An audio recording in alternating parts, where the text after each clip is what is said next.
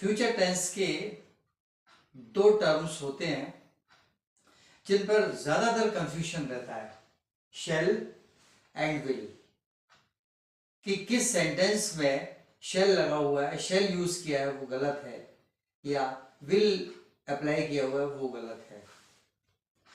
तो इसके लिए शेल और विल, इनके डिस्टिंक्शन में जो नैरो मार्जिन है, एक इस तरफ है एक दूसरी तरफ है, वो नैरो मार्जिन क्या बतला रहा है, इसको मैंने स्टडी किया और कि कितने अच्छे तरीके से बताया जाए ये स्टडी किया।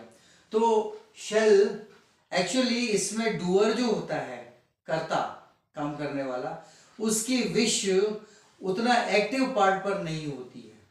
दूसरे फैक्टर्स भी होते हैं जो रिस्पॉन्सिबल होते हैं उसके काम के लिए, काम के करने में। जबकि विल, इसमें डूअर जो होता है, कर्ता, उसकी अपनी ही विश प्रोमिनेंट होती है, सबसे ऊपर होती है। वो ही करेगा, अपनी इच्छा से करेगा और श्योर करेगा। लेकिन यहां शेल जिस केस में लगा है वो केस वही है जहां डूअर दूसरी सर्कमस्टेंसेस से बंधा हुआ है, दूसरी परिस्थितियों से बंधा हुआ है। Good evening to you all दोस्तों। कंपटीशन विजार्ड के इस प्रैक्टिस सेशन वीडियो का आज का टाइटल है शेल एंड विल।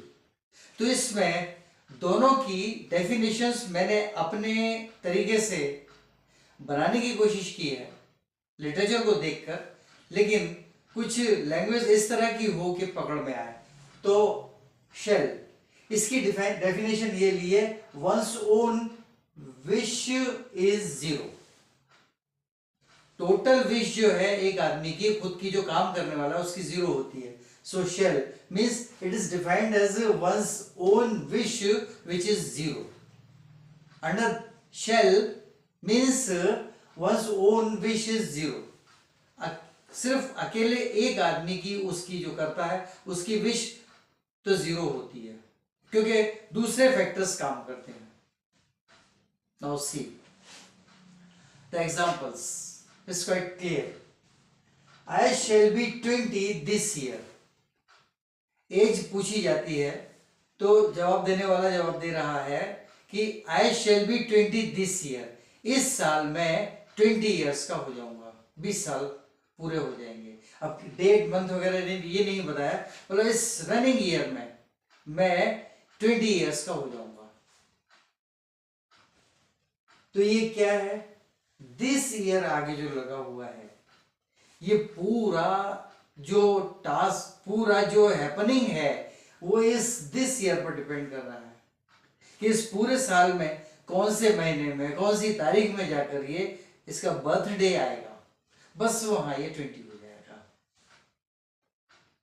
ऐसे बाकी सारे सेंटेंसेस है, जैसे possibly I shall be there, मैं वहां होऊंगा, लेकिन पॉसिबली पहले लगाओ, संभव है कि मैं वहां होऊंगा। यही बता रहा है कि ये इस आदमी के हाथ में नहीं, इस आय के हाथ में नहीं है वहां होना, कुछ और भी फैक्टर्स हैं जो काम कर रहे हैं।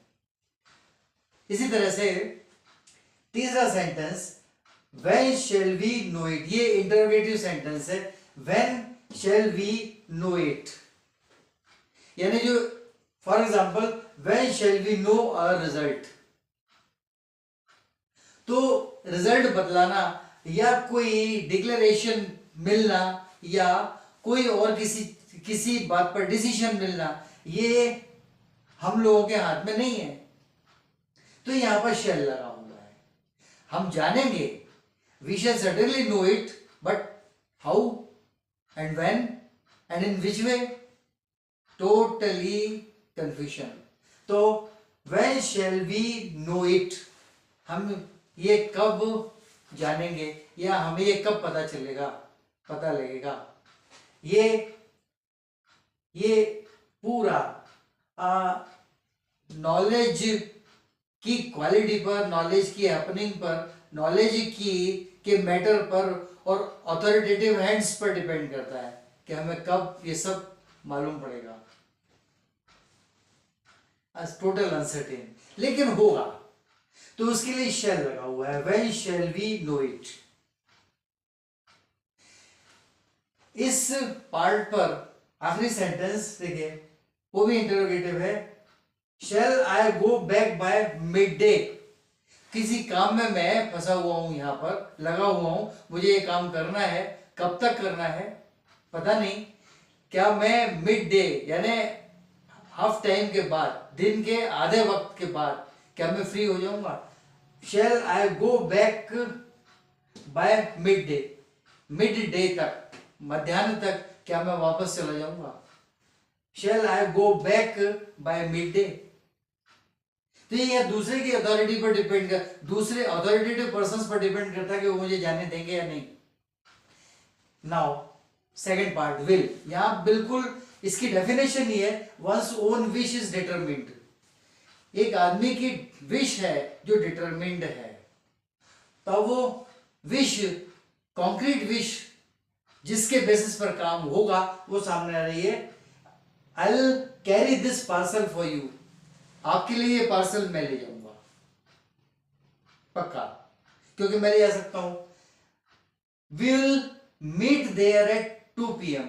2 बजे दोपहर को हम वहां मिलेंगे। We will meet there, will मिलेंगे ही, क्योंकि ये मिलना हम लोगों के हाथ में है। Will you please wait for 10 minutes. Question पूछ रहा है, will you please wait for 10 minutes. क्या आप 10 मिनट इंतजार करेंगे?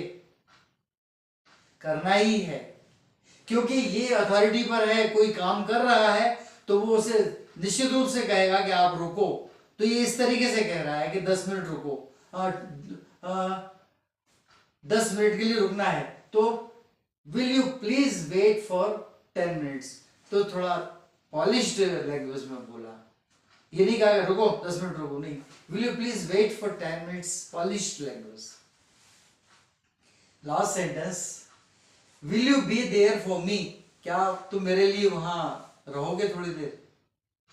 ये सारे के सारे सेंटेंस विल यानी एक आदमी पर डिपेंडेंट पूरा वर्ग जो भी होगा वहां विल लगता है। बस आज यही बतलाना था। पसंद आए तो सब्सक्राइब करें, लाइक करें, शेयर करें, कमेंट जरूर करें। आज इतना ही। More in the next coming video. Good night.